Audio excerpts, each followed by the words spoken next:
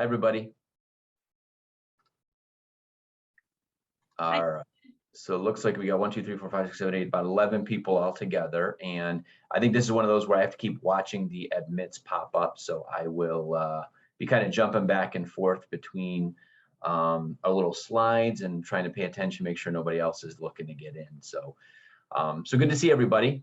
We're good to see two of you and the names in Sam's face on the other slides here. But please, just some easy ones here. Interact as much as you can, as much as you like.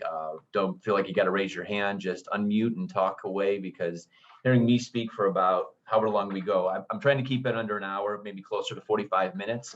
But please, please, please stop. Don't hesitate to jump in with any questions.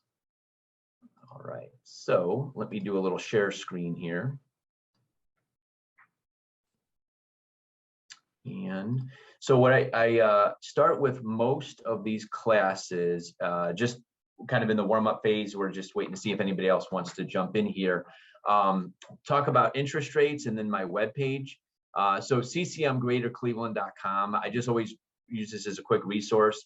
I have, as long as I've been doing this, I like, call me old-fashioned. I do a lot of things still over the phone, but there's a lot of people who just go right to the web page to fill in loan applications. So feel free to do that if you have any, prospective buyers and such. But there's a pretty good guide of information. I mean, I know these things all over the web, but this is a good central point if you're looking for information. Where I probably say people get the most, use out of this is through the calculators and such. So feel free to bounce around on that, for payment scenarios. But when I'm working with a customer, I always encourage them to talk directly to me or send me any specific scenarios. And then we'll talk a little bit about interest rates here, just as kind of an opener, if that works for everybody.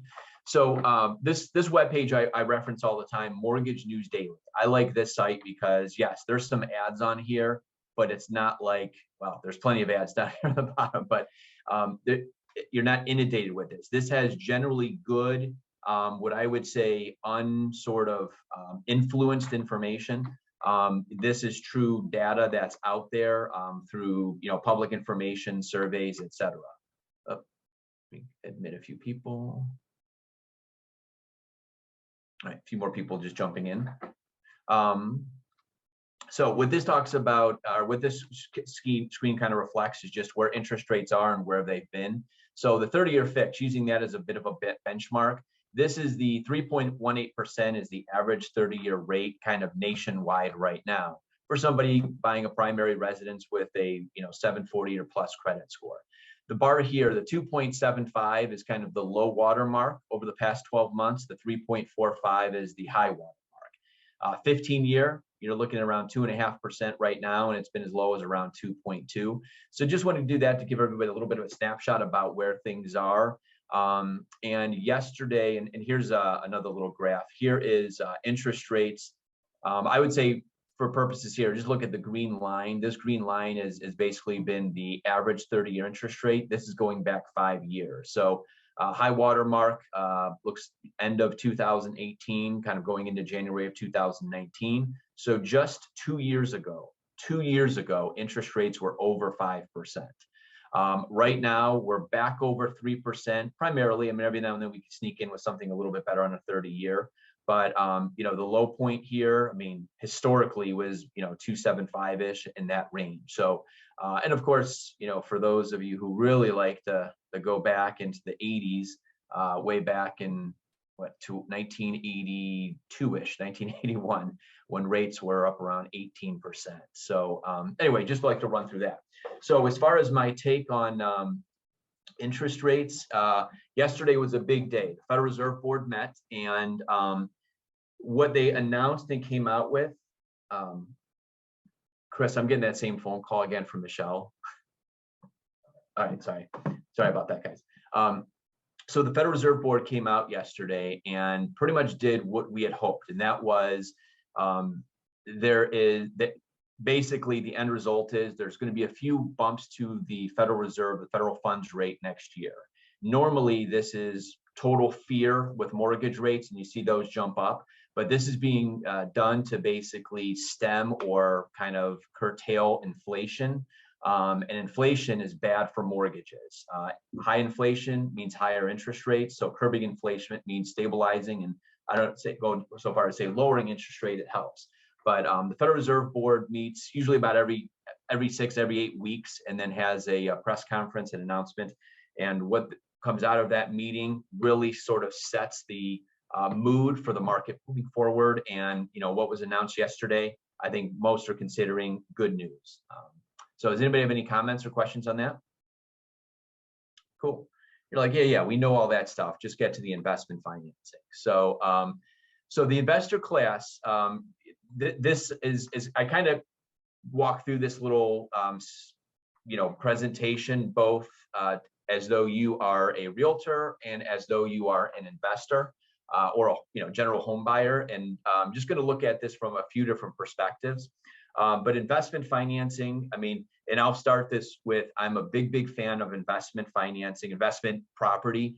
I will tell you, I have exactly 0 properties. When my hot water tanks, my first instinct is still to call my dad. And if I've got 2 or 3 tenants, them calling me to have me call my dad as the property manager or whatever, I just haven't sort of taken that on. So anyway, I excuse me, do not have any investment property, but I see the value in it, and just too busy. Really, I just don't have a good realtor maybe that knows where to find me a good investment. Just kidding to the however many people are on this one so far. And is everybody seeing my little PowerPoint here, by the way? Yes. Okay, thank you. All right, let me get the slideshow going. Okay, you can still see that okay? Yes. Okay, perfect. Okay, so what we're looking at here, for those of you, I'm sorry, I started the very simple stuff. Sean Hadley, Cross Country Mortgage. Chris Bullock is on here. He sits on the 3rd floor of the Pepper Pike office as well. Don Jarecki, I'm not sure if he's on here. He'll be popping on and off here throughout, but he's pretty much in our Rocky River office. Cross Country Mortgage, 7,000 plus employees nationwide, $50 billion in financing just this year. Our branch kind of is focused more in Northeastern Ohio, and Don, myself, Chris, heavily here with the Keller Williams office. So I could say I've never done as much investment financing as I have the past 2 years. And I've done a lot of investment financing for out-of-state buyers, which I like out-of-state buyers. I like all buyers, but I love it when in-town buyers are buying, just because that kind of keeps the profit being made from investment here in town. But obviously, we're never looking to turn away good business. So jumping into investment financing, just so you know, the classification to every property with every application is primary residence, second home or vacation home, or non-owner occupied. There's one other little sort of sidestep. If you're buying a house for a child who's on a fixed income due to a disability, or if you're buying a house for a parent as a mother, father, that's kind of a one little sidestep. But generally speaking, we've got primary residence, house you intend to occupy within 60 days, a second home or a vacation home, somewhere where you'll live part of the year. Maybe you'll rent out like at an Airbnb, but it will still be a house that you occupy for a portion of the year. And then everything else files under non-owner occupied, which generally we assume to be investment property. So with investment ownership, and some of you, and I see Sophie there, who I know you're well versed in investment financing. So everybody feel free to pop in with questions and such. But the benefits to having home ownership or investment property ownership is building equity. Keeping simple here, you buy a house for $100,000, you put $25,000, you've got $75,000 loan. Just by making the minimum payments, you're building equity. The balance is going down, you're building equity. And obviously, hopefully, the value of that house is going up, and you might be building double or triple equity. Equity is good because it is an asset. Traditionally, real estate is considered as safe. Obviously, historically speaking, real estate is considered to be a pretty safe asset. Obviously, 2008 to 2012, you could certainly argue that, but over the long term, values have more than bounced back.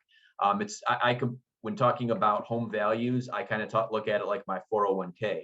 Yeah, I look at the statement every 3 months. I'm not totally going to stress out if the value goes down, down, down, as long as it goes up, up, up. And if you're looking at over the long term, you just want to see that natural and progressive increase. And obviously, you as realtors, hopefully you know the market's a little bit better than, you know, John Q buyer who's going to pop in, and you might know, yeah, you know what, we see values going up for this reason, or as an investment property, we see the rents increasing here.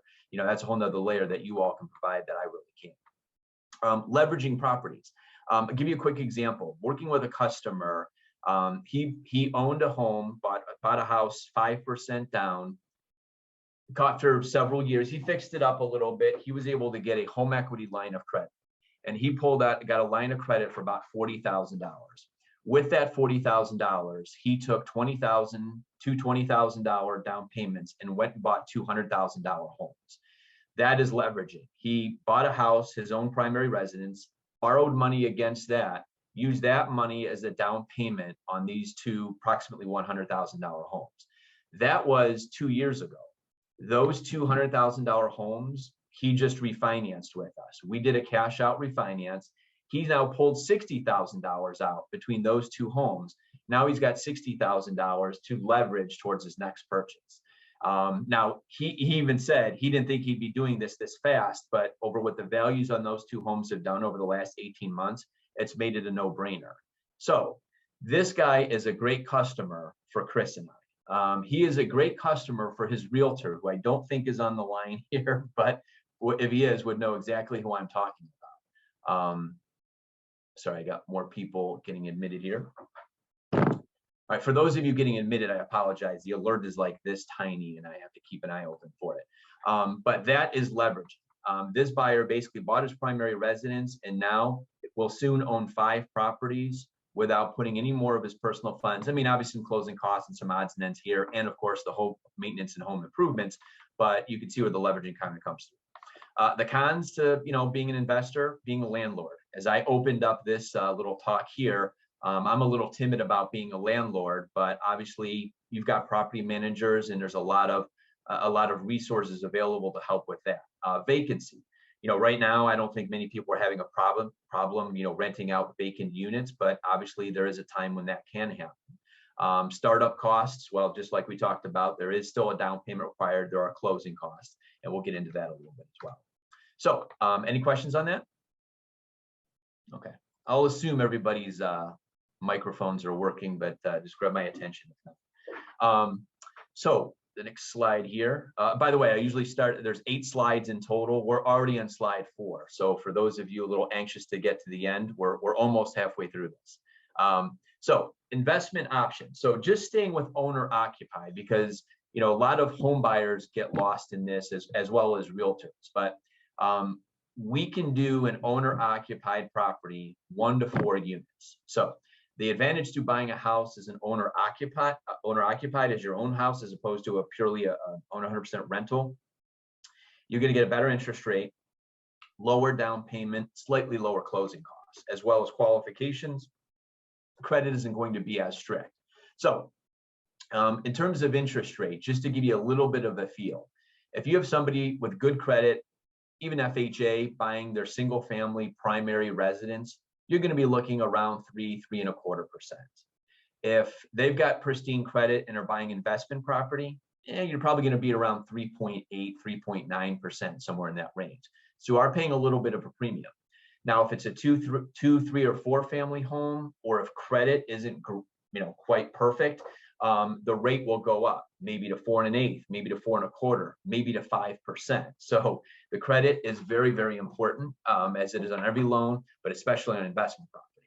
Now, talking about down payment. Now, again, this one slide here, slide 4, this is for primary residence. So if you're buying your primary residence and it's a single family home, most of you know you can do 3 or 5% down, but FHA, whether it's a 1, 2, 3, or 4 unit home, you can put 3.5% down. So you could buy a home, move into unit 1, rent out unit 2, 3, and 4, which is probably more than going to pay for your mortgage, and only need 3.5% down. This does have to be your primary residence. You do have to live in it. The question a lot of people ask, how long do I have to live there? The unwritten rule is 12 months, but you know, FHA and we're going to assume or confirm that you intend to be there as your primary. Okay. If you're buying a single family, or excuse me, primary residence 2 unit conventional, you need 15% down. 3 to 4 unit, it's 25% down. And number 4, number 2-4, if you want to call it that, technically there is a 2-family 5% down conventional program, but it's a special program for first-time homebuyer programs, and you have to make below a certain income limit. There's not a huge chunk of the population who are going to fall within there, but just so you do know, it does exist. Income from other units can be used to qualify. So if you've got moving into unit 1, and let's say it's a 2-unit property, you're occupying unit A and unit B has $1,000 rent, depending on the loan program, we can count up to 75% of that as income. So if that second unit is $1,000 in rent, that's $750 I can now add to the buyer's income. That's huge. Adding somebody qualifies for a $100,000 house, and now I'm adding $750 in income. That's probably going to equate to be about an extra $30,000 to $40,000 in buying power. So buying a multifamily home, obviously, in addition to having that extra form of income to offset the payment, will qualify you for, significantly more. It's hard to nail exactly how much more because that varies depending on rent, just like taxes vary from property to property. So this slide here is though it's an owner-occupied property. Does anybody have any questions on that? Sean, what you were just saying about using that extra rental income, is that if a tenant has been in place for a certain amount of time, or if you can show a contract for a certain amount of time, or is it, like what the possible rent that you could get for that unit? Great question. So if it's conventional, and dig a little deeper into the weeds here, on a conventional loan, you've got Fannie Mae and Freddie Mac loans. Fannie Mae in particular is a little bit more lenient with that. So let's say I'm buying a property, I'm going to live in unit A, unit B, I'm saying $1,000 rent. Fannie Mae we do not have to have it occupied. It could be vacant now, and we don't even have to have a lease.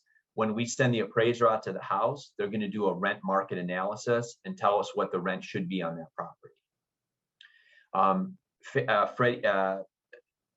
Freddie Mac is a little bit different. We can do that if we have a previous landlord history, but generally we can't do that proposed if it's the first time rental, if that makes sense. Okay. And great question, because thank you. There is a fine line between them. It's a good question. All right. Let's see here. The next one. So this is more, I think, what most people probably jumped on this site expecting to hear more about. And that is, okay, I myself want to buy a 2, 3, or 4 unit property, or my customer wants to buy a 1, 2, 3, 4 unit property. They're not going to live in it. That's an investment property, or a non-owner occupied, but for the purposes of my chat here today, investment property. So if somebody's buying a single family home purely as a rental, the minimum down payment technically is 15% down. My little notes on here, but pretty much 20%. Reason why that is, at 15% down, even with pristine credit, you're probably going to have an interest rate of about 4.75%, and you'd have to pay points, probably 1 to 2 points. It is, and by the way, you have to pay PMI. So 15% technically is available. I think I've done one 15% down loan in the past 5 years. So 20% is more the norm for a single family home. But on a single family home, 25% down will get you a better interest rate. So when I'm talking to a home buyer and they say, hey, what's the minimum down? Quickly, I'll say 15% on a single family, 20% is more the norm, but 25% rewards you with a better down payment. And if you're looking at a 2, 3, or 4 family home, 25% down is required. Anything over 4 units is not eligible for a traditional residential Fannie Mae, Freddie Mac, or if it were FHA. Anything over 4 units is going to be considered commercial loan, and that's a totally different animal. By the way, on investment property, I'll say this again later, big thing with investment purchase, any money being used towards a down payment and closing costs has to be your own funds. You cannot get any outside sources. You can't get it. You can use checking savings. You can use your 401k. You can even use a home equity line of credit if it's borrowed against your own asset, but you can't get money from, mom, from dad, from cousin. Even if you have like a silent partner, hey, we're going to buy this house together, but we're going to put the loan in your name. that silent partner we can't use their funds for closing. I mean, there can be money changing hands behind the scenes or after closing, but the money that we see, the funds that we have to verify, all have to be the buyer's funds. That alone takes a lot of really ambitious, excited first-time investment purchase buyers out of the mix. So what's the way around that? Or probably not the way, the best terminology, but what do buyers sometimes do? Well, when a buyer applies for a loan, we're asking for bank statements for the last 2 months. If they had a deposit 6 months ago, we're not going to know that there was anything. We're not going to look that far back typically. So anyway, that's probably happens more often than we realize, but we don't ask about what's happening prior to 60 days before application in most cases. And likewise, I mentioned on that last slide, you can use rental income to qualify for your primary residence. Likewise here, on an investment property, Fannie Mae especially is a bit more lenient in counting rental income. Now that rule changed. That wasn't the rule. And after 2009, 10, a lot of rules changed. We weren't allowed to count rental income. Then we were allowed to count rental income if there was a lease. Now we're able to use that kind of rent forecast, that market forecast. Anybody have any questions on that so far? No? I must be doing that good. All right.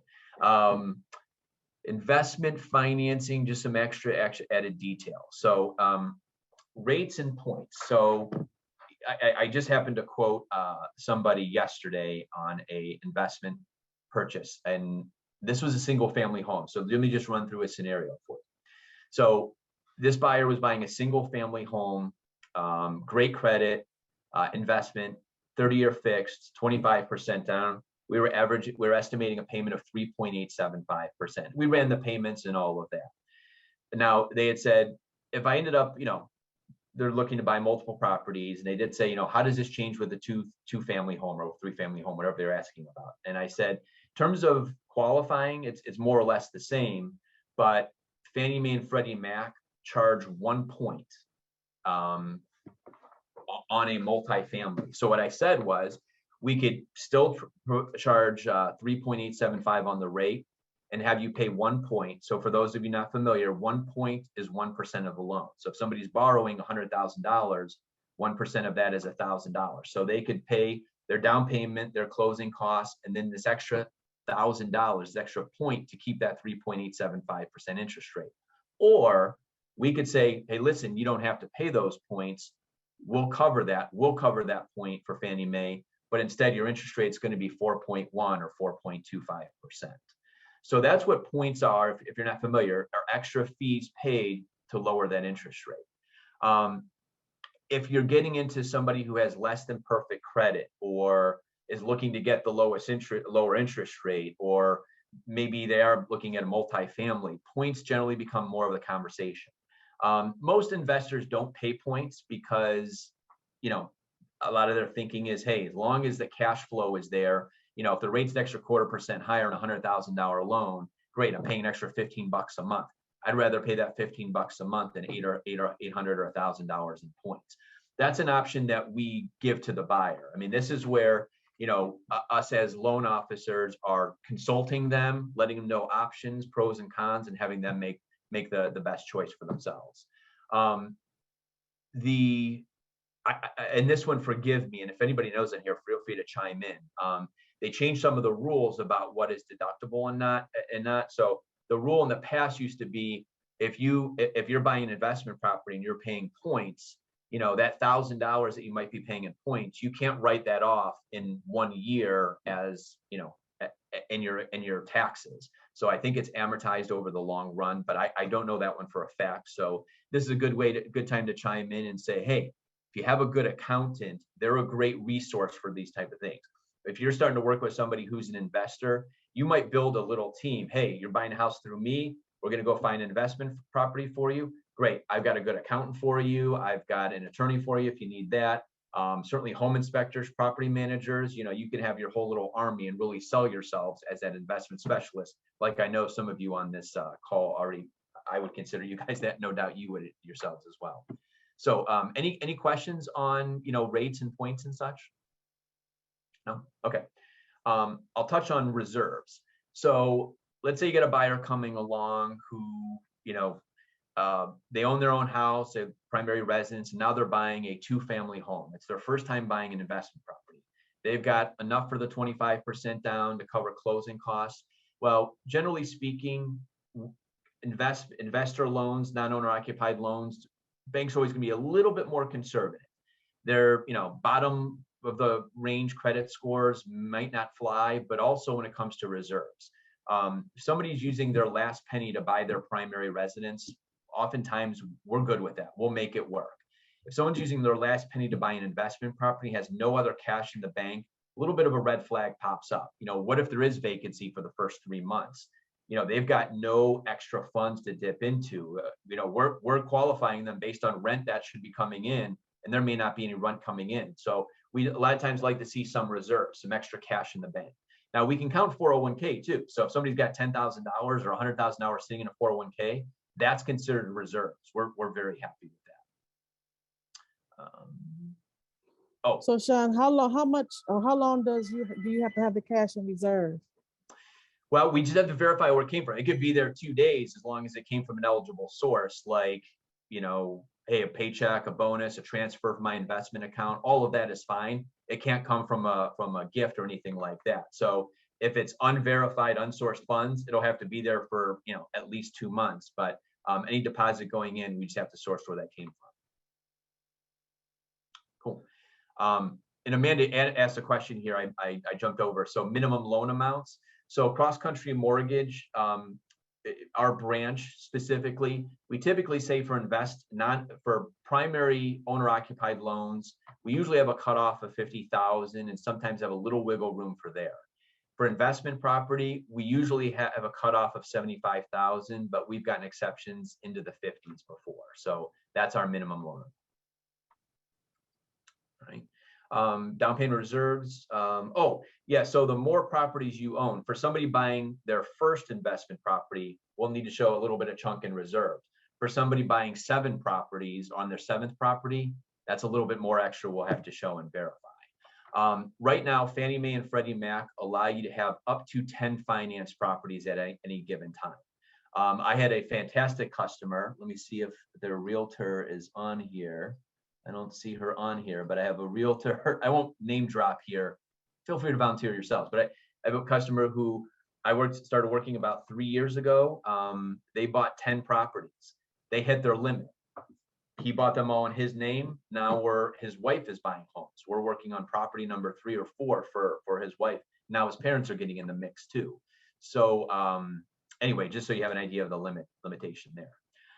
You can get the seller to pay closing costs. You can have them give a credit up to 2% of the sale price. So, for conventional and FHA, it's sometimes 3 or 6% for primary residence.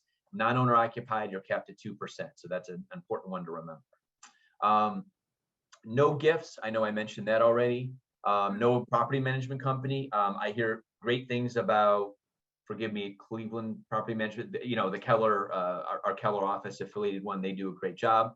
I know Jessica, she's got investment property of her own, so she knows that process firsthand, but that's a great sort of reference to have. I don't know how much business they would give to you, but it's a great resource to connect buyers, and especially for somebody who's new to this or certainly out of time. I have a quick question, Sean. You were talking about seller concessions are capped at 2%. Mm-hmm. Is that specific to you, to cross country, or is that just the standard? That's Fannie Mae and Freddie Mac. Got it. Okay. So generally speaking, 90%, 95% of all conventional loans out there are Fannie Mae and Freddie Mac. For that specific rule, the other 5%, which would be like portfolio loans, they're probably going to have that same cap. So yeah, across the board, seller credit max 2%. So where that comes in, I got into a little bit of a pickle on one. We had somebody buying, just to use an example, it was about $100,000 house. Seller was paying no closing costs, so it was pretty clean and easy. After the home inspection, I think there was furnace or electrical box, something, and they said, hey, we're gonna do a credit of $3,000. I said, you know what? Can't credit money specifically for repairs. We can credit money towards closing costs. We're capped at $2,000 in that example, so there's extra $1,000 left over. So they did a price change from 100 to, in this example, 99. Now keep in mind, 2% of 99,000 is now, $1,980. So there's still a $20 swing in there, but nonetheless, we kind of work through that. So Sean, what's the general rule of thumb for the reserve amount? Reserve amount, it's better than it used to be. It used to be 6 months of all mortgage payments. Now it's depending on if it's Fannie Mae or Freddie Mac, it's 2 or 4% of the total outstanding mortgage balances. But so it's really going to depend on, if you have somebody who's buying their 6th property, but none of them are mortgaged except for this new one, no big deal. The reserves are going to be, a couple $1,000s, if that. You've got somebody who owns 8 or 10 properties, including a California loan with a $600,000 balance on it, that might be $18,000, $20,000. But if a good safe number would be 2 to 4% of total outstanding mortgages, which is going to be different for everybody. Thank you. Yeah. Good questions. I'm sorry, I'm not even sure who's asking some of these because my screen's so tiny over here, so I apologize. Investment property for your IRA. So I know there's been a few classes through the Keller office. Steve Yingling, I think it's his son works for a company who specializes, or I don't say specializes, this might be the one thing that they do. But I myself think of my IRA as, hey, money that kind of like a 401k, money that I have invested with American funds, and it sits and it's being rolled up into the stock market, mutual funds, and Wall Street and everything else. And if it's a Roth IRA, for example, you put money in, it's already taxed, and by the time the money comes out, it's untaxed. You can do that same. A property, an investment home, can be used as that retirement vehicle. There's a bunch of tax benefits that comes in there. There's a bunch of rules too on what money gets spent there. You can never live in there. Home improvements have to come out of a separate account. But just know, this is something the general public isn't very aware of that. And as I think I can't remember if it was on a Keller seminar, but somebody pointed out the obvious of kind of the fantastic benefit and availability to buy investment property. And here's the example.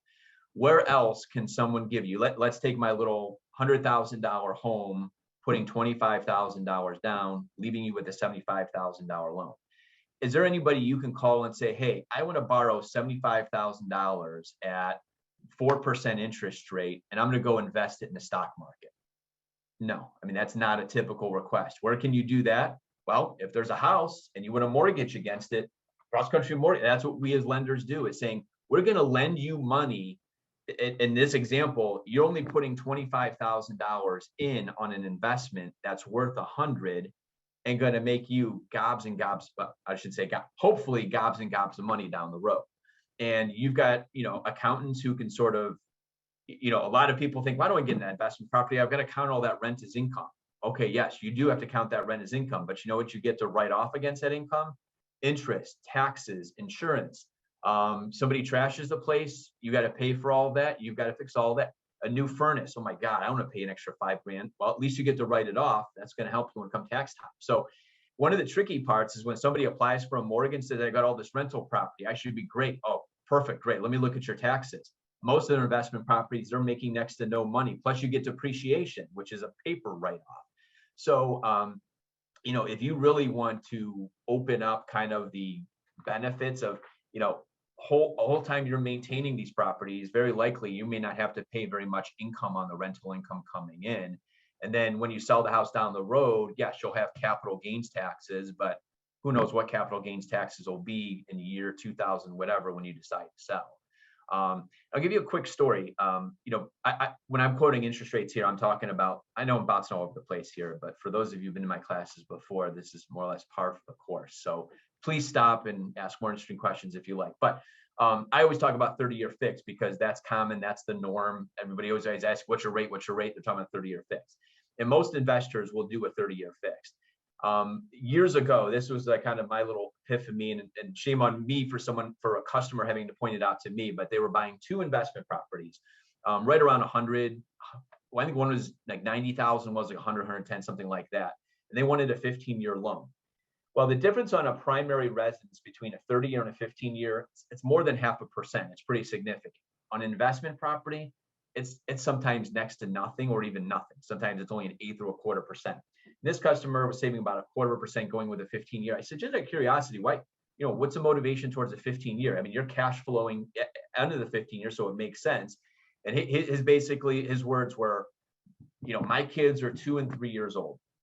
I want this to be their, 529K plan or 529 plan. This was going to be their college. So if he did a 15-year plan, he was going to have his renter paying his mortgage for him. In 15 years, his kids will be about ready to graduate high school. He sells these houses, that right there, and hopefully they're worth more than 90 or 100. They might be worth, especially nowadays. Now that I think about it, that was probably about 15 years ago. I should look this guy up, but I remember exactly who it was. He was a realtor.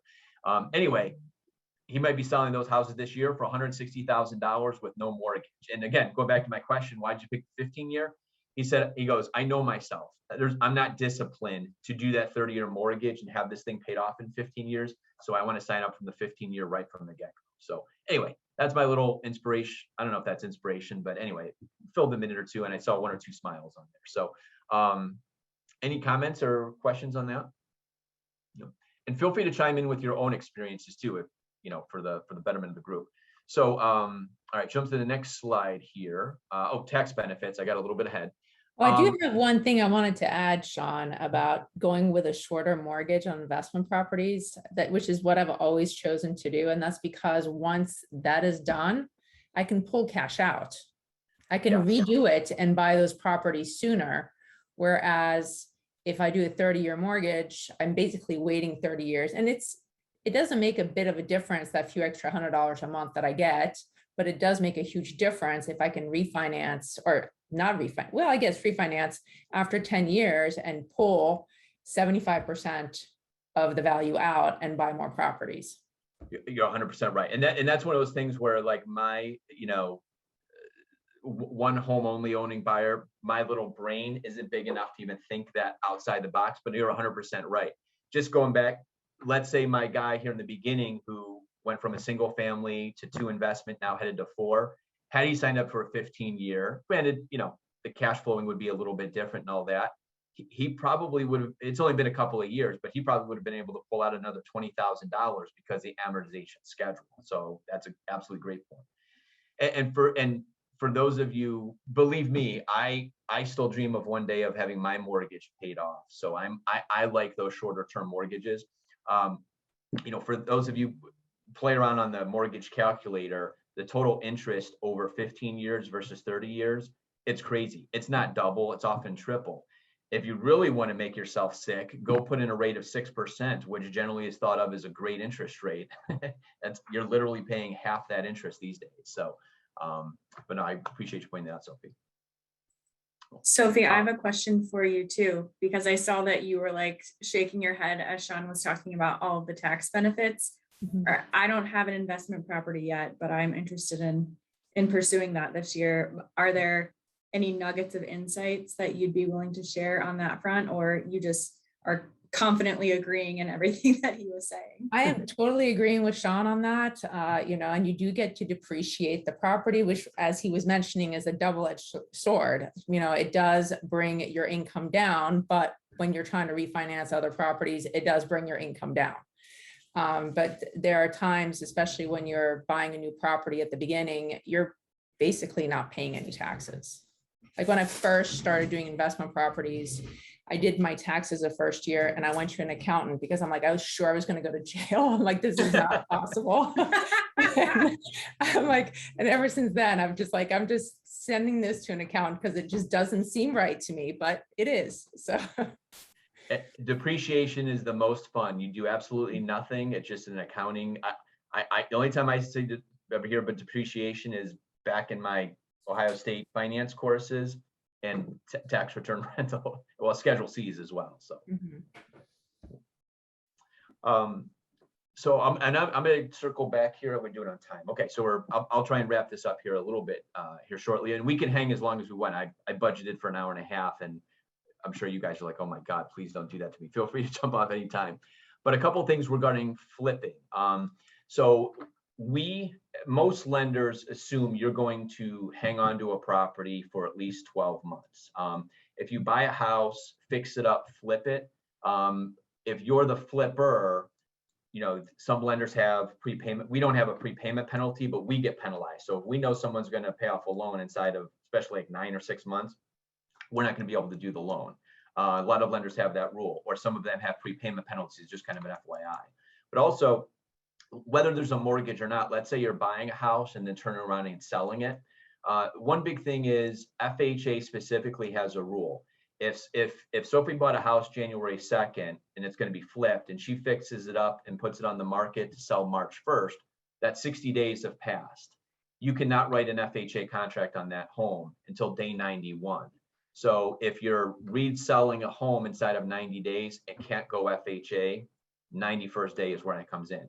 And some lenders have rules, even if it's conventional, you have to wait a certain amount of time, but you'll bump into less of that these days. So if you're working with either your own home or you're listing with a customer who is reselling a home, or maybe did a recent change in title, find out from the lender, hey, just a heads up, there was a transfer of title about 3 months ago or 2 months ago or 6 months ago.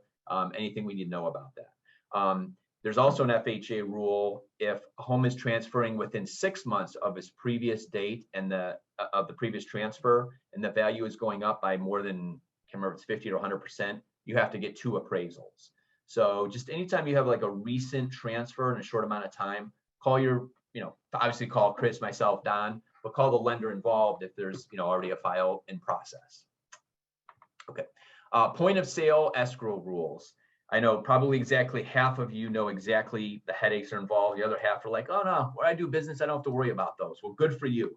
Point of sale and escrow holdbacks. Anytime there's money being held in escrow or any point of sale violations, talk with your loan officer right away. Each lender has a different way of doing this. I had somebody call me the other day and said, Sean, 2 questions. Can you close a loan in 17 days? I said, yeah, for the right deal. Yeah, we might be able to do that. Second question, can you do an escrow hold for a septic that's in failing status? Well, yes, but in order to close in 17 days, you have a lot of work to do, Miss Realtor and Mr. Buyer. So nonetheless, there are rules and guidelines. I won't get into that because I could do a whole seminar on that, but just if you have any type of escrow hold, let everybody know as soon as possible. Changing guidelines. The nice thing about this little PowerPoint, I think I did, I think it was in February. I was real happy because I opened it up. I didn't have to change anything. This is like a whole 9 months went by without the rules changing on this particular topic, but I will caution you, there's a lot of things changing. I don't want to say daily, but frequently in the lending world. So just, be wary or be aware of that. Landlord requirements. I think this goes back to a question somebody asked in the beginning, but do we have to have landlord history? So this goes down to Fannie Mae and FHA don't necessarily require landlord history to count, for certain items. Freddie Mac does if you want to count rental income, proposed rental income. Rent loss insurance. This is something we don't see as much these days, but back in the day, lenders, FHA specifically, used to require a rider to the homeowner's insurance policy that has insurance, in case there was a loss, like, hey, there's damage to the property, so there's an insurance policy to keep paying the homeowner rent. Leases. So even if we're not using rental income on a property, even if it's somebody buying a primary residence, we need to confirm if there's any leases on a property. So let's say I myself am going to buy a home that I'm going to move into myself. The question is asked, are there any leases on the property? Or let's say I'm buying a 2-unit home. This is probably more realistic. I'm going to move into unit 1. There's somebody living in rental in unit 2. We need a copy of the lease. We're less concerned on how much rent is being charged. We're making sure that that isn't like a rent to own that's going to supersede the contract that we're basing everything off of. So if you are listing a house and it's got any type of tenants in there, just be proactive and ask for the lease. And then tax returns. Somebody may say, yep, I'm an accountant and I make $60,000 a year. And I own 2 investment properties, just like this last sort of conversation went. I need to see those taxes because yes, you may have a $60,000 salary, but you may be making $20,000 a year, or you may have a $15,000 loss based on those tax returns. We need to see all of that. So, all right, couple of extra rules here. Cross-country mortgage, Fannie Mae, Freddie Mac, and I would say 90% of the lenders, maybe more than that you talk to, the loan on a traditional residential mortgage can only go in the buyer's name, and the title can only go in the buyer's name. So if Chris Bullock wants to buy a home and get a mortgage on an investment property, great, it's going to be in his name, but it can't be in, Chris Bullock, Awesome Properties LLC. It's got to be in his name. And technically, the mortgage is supposed to stay in his name. So every mortgage has a due on sale clause that says if the title is changed out of the individual's name, the note can be called due. So if Chris closes on a home in his own name, title in his own name, and then switches it to Chris Bullock Awesome Properties LLC, technically that could call the mortgage due. So talk to a real estate attorney. They may say it's seldom, if ever, enforced. That's up to your buyer or yourself if you're the investor, but just know that, be aware of that. Any questions on that? No. Okay. Home equity line of credits. Believe it or not, Sean, I do. Why is that? So I have a lot of investors that want to put it in their LLC. Well, yeah. Let me ask you this. And here, so two reasons. One is it's technicality. You're changing the title, just like as if you transferred it to your brother or sister or mom or dad. It's a new owner. So technically, the LLC is a separate entity. Here's a big question too. How I pose this question: when an investor says, "Well, why won't you let me do that?" I ask the question, "Well, why are you putting the name of an LLC?" Protection, right? Mm-hmm. That's usually the answer we get. Well, the lender doesn't want to have a whole nother layer of protection between you, the person responsible for making this, as well as any legal action. So now if Chris Bullock Awesome Properties LLC, I should have given a shorter one than that, is not making his payments, they're going to have to foreclose on this LLC along with whoever owns the LLC. Maybe he's a 50% owner in the LLC with another person. Maybe he's one of 10 people on this LLC. It gets nasty, it gets ugly. It's one more layer. So that's why that is. And a real estate attorney could probably better explain the pros and cons on that. Buying with, any question? Is that it? No, thank you. Okay, cool. Buying with family versus a business partner. We pretty much, if you're buying with a spouse or you're buying with a friend or just, kind of a stranger who's going to be partnering with you, all of that is fine. We pretty much treat it the same, but we're going to look just at the funds. So if, Chris and his wife are buying a house, they're going to be on the same application. If Chris and his college buddy, they're going to have two separate applications, but behind the scenes, we're merging it all together. And we have to, it doesn't have to be half funds from one, half funds from the other. As long as one person has enough funds, we're good to go. We're doing a pre-approval for somebody it's three friends buying a house together. And it's a lot of work for us because we've got to keep it sorted all out and keep it straight, but very, very typical. Just like any loan, you're going to want to get pre-approved for investment property. It's no different. In fact, I would even say it's more complex because sometimes we can count rental income, sometimes we can't. Between conventional and Fannie Mae and Freddie Mac, sometimes we get really stuck in the weeds. If they have other investment properties, we can really get lost in their taxes. So that's it. So one quick little story, and I'll open up for questions in just a second here. But I know I've talked about a few investors on the fly. The one guy who turned his 5% primary residence into soon to be his 5-home, building empire in the eastern suburbs. Here's a quick story. This guy just totally both impresses me and bums me out. I talked to a guy. This is about 3 years ago. Buyer says, "Hey, can you talk to this person? They're interested in putting in an offer." And it's a weird one. I said, why is it weird? Well, he wants to buy 5 properties from the same seller. These are all duplexes in Lakewood. 3 years ago. So just think about what those houses are worth today. You probably see where this is going. Talked to him and I said, yeah, this is going to be a pain in the neck for us, but we'll happily provide 5 loans simultaneously. Well, opened up his taxes and he was making over $500,000 at his full-time job, and he owned separately a business. I said, "What's this business that you own?" "Oh, several years ago, I bought a dozen properties up in, I don't know, Western U.S., Northwestern U.S. I bought those, I turned it into its own business, and now I have a commercial loan." "Okay, perfect. Set that aside. We qualify him based on his $500,000 salary. He bought his 5 Lakewood properties, and perfect, great. He lives happily ever after." Well, recently got to work with him again, and he paid all 5 of those loans off. He now has a commercial mortgage, a commercial loan covering those properties. So on paper, He has 2 commercial loans. He owns in total somewhere around 17 properties, but he has no traditional residential mortgages, and I'm qualifying to buy the next one. And I said, I assume, are you still at the same job, same income? He goes, nope, I'm retired. Well, he didn't use the words retired. I use the words retired. Nope, he doesn't have that job anymore. He doesn't need it. He's living off these other properties. So very impressive. Why what bummed me out is this guy's only like 10 years older than me. And I'm like, oh man, I should learn so much from this guy, but he really is, can be an inspiration to say, yeah, you don't need those, I don't think he learned, he's pretty savvy and such. I don't think he learned this from an infomercial at 2 a.m. He probably, got to thinking about this a long, long time ago, got hooked up with a good realtor, and he has a whole army of people kind of setting him up.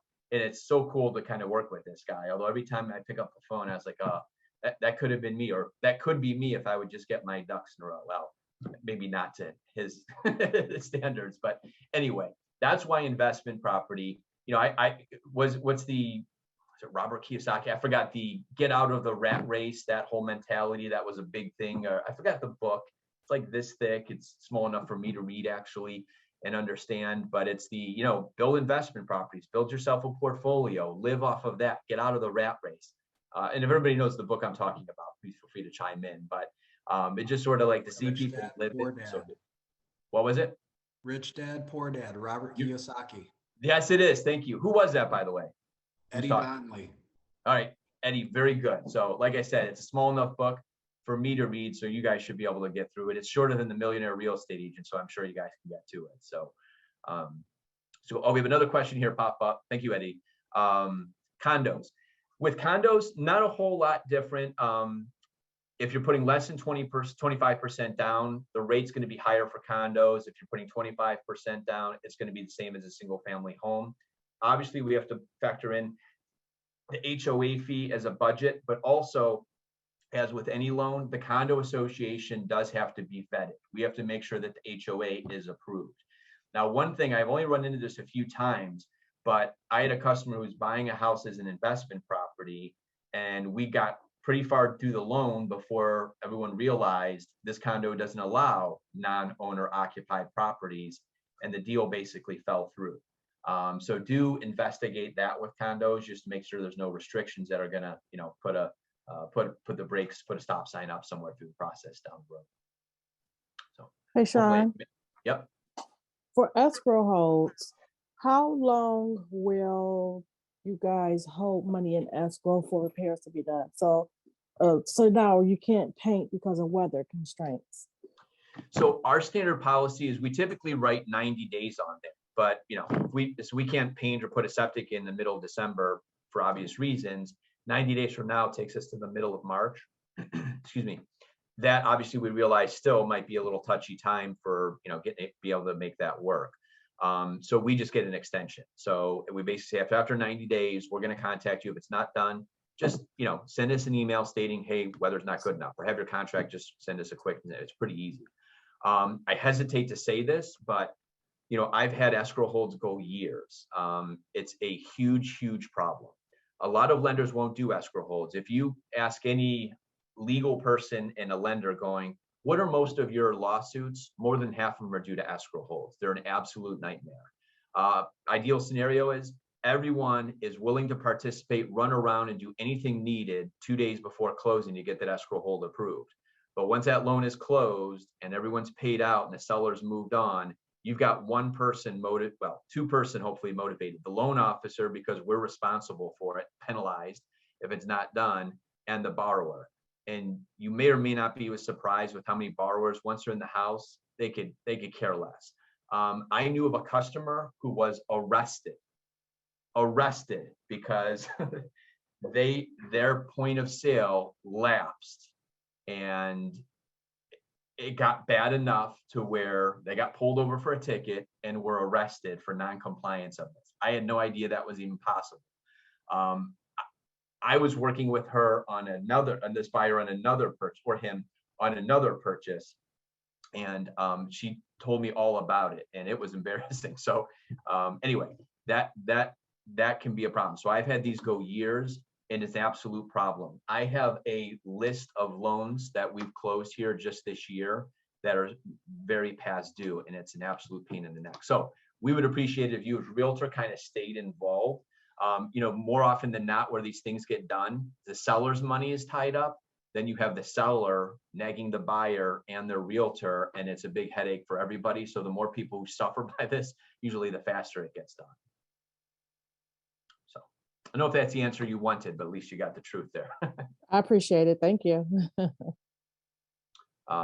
Yeah, and sometimes you have the city, like University Heights, may say, hey, you have 6 months to do this. And we say, well, you need to do it in 3. So again, same, the extension, we're not, after 90 days, we don't want to, call a handyman or have a company come in, start doing work on your, nobody's interested in doing that. So as long as there's some common sense, we'll just roll with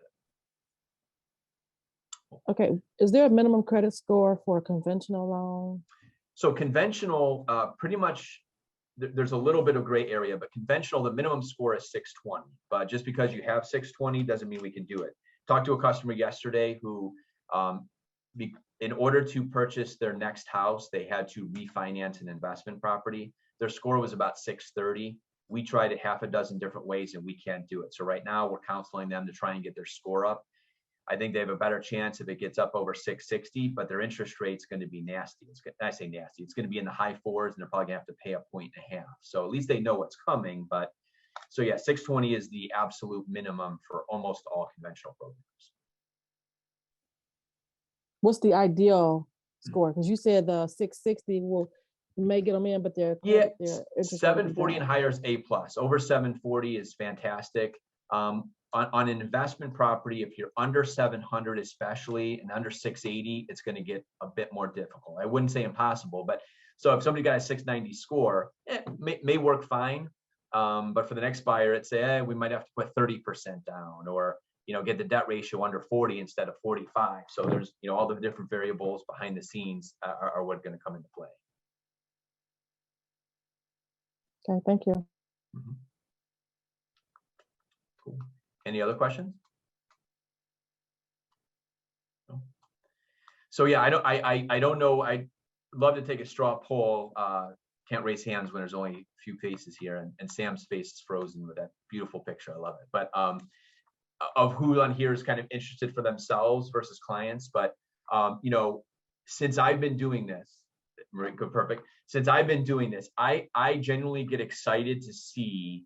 And you probably know just through people bumping in the office. I mean, everyone's real, I've seen stuff on Facebook saying, hey, I just bought my first investment property. It warms my heart to see that, just because, that realtor, it's like, investing in what you do. It's like buying stock in the company you work for. It's pretty cool to see. And of course, I think a lot of realtors like myself, I mean, I'm looking at people's financials and seeing the success and going, yes, this makes total sense. But, then I got to get pre-approved. I got to come up with a down payment. I got to find a house. Then I got to worry about, there's a lot of fixes out there. So I think now more than ever, even if prices, jumping up and peaking at, I don't know, peaking's a word, but jumping as they have, there's opportunities abound. And, we're blessed here in Cleveland with the affordability. I know I mentioned at the beginning about out-of-town buyers, and some of you probably talk to them as much as I do. But, you think of somebody who has a single family, a 3-bedroom bungalow outside of LA for $700,000, and their rent payment on it is $3,000, and they're making, a $3,500 payment of their own. They're not breaking even, but they know the long term is the equity to be gained. Whereas, taking $500,000 and splitting up into, 3 or 2 $250,000 duplexes here, you're building equity. Maybe not as quick, because prices might not go up as much as they might in California, but you're cash flowing. You're walking away each month with cash in your pocket, probably even after you factor in, upkeep and maintenance. So it's pretty exciting. So I should be talking to myself in the mirror as I say this, and getting all of you to go find me some investment property. But anyway, that's my 2 cents. But anybody else have any questions or anything they want to share with the rest of the group? No? Okay. Well, my 45 minutes, I blew past that, probably because I was so excited to tell you about some of my, customer success stories. But as you know, please don't hesitate to call any of us. Chris, myself, call, email, text. I mean, obviously investment properties, any type of financing. Always happy to help. If you've got more questions, either specific for yourself or just general for other customers you may have in this world or any other, just always feel free to reach out. Cool. All right, I'll let you guys go ahead and sign off. I'll close this out in about 60 seconds if nobody has any questions. And have a great day. And for those, if I don't see you guys all, have a happy holidays and happy New Year if we get that far without seeing each other.